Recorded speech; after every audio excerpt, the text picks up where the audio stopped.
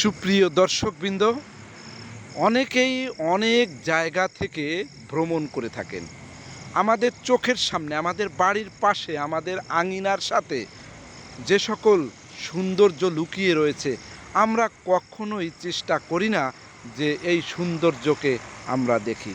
আমরা টাকা খরচ করে অনেক দূরে যাই, আসলে সেখানে যেয়ে এই ধরনের সৌন্দর্য আমরা ফুটে ওঠে এরকমের দেখতে পাই না।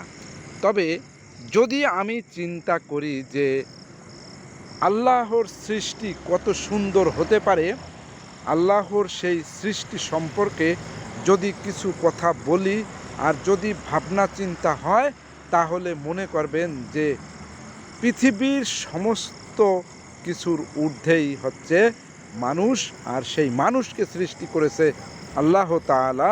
শুধুমাত্র আল্লাহর এই সৃষ্টি সম্পর্কে যদি কোনো মানুষ একবার চিন্তা করে, একবার ভাবে, আল্লাহ তাআলা খুশি হয়ে যায় তার প্রতি।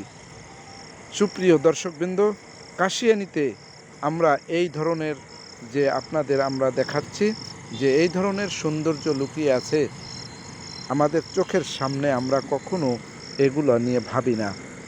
তবে আমি একটি কথাই বলে রাখতে চাই যে আমাদের এই সৌন্দর্য আমি এখান থেকেই উপভোগ করতে চাই। আমি অর্থ খরচ করে সাগরের পাড়ে, নদীর তীরে সেখানে গিয়ে আমি কোনো অর্থ খরচ করে এই ধরনের যে সৌন্দর্য আমি পাবো, সেটা আমার মনে হয় আমি পাবো না। তাই আমি এখান থেকেই সেই সৌন্দর্য উপভোগ করছি এবং আপনাদেরকে উপভোগ করানোর জন্য চেষ্টা করছি।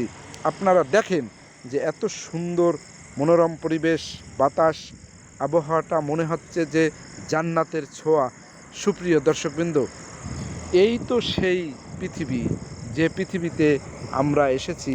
আমাদের সব কিছু দিয়ে আল্লাহ তাআলা আমাদের পূরণ করতেছে, আমাদের ভালোবাসা, আমাদের সকল কিছু। সুপ্রিয় দর্শকবৃন্দ, আমরা দেখাতে চাচ্ছি যে কাশিয়ানী দর্পণের পক্ষ থেকে সবাইকে আন্তরিক শুভেচ্ছা ও অভিনন্দন। বাতাসের সাথে সাথে কলরব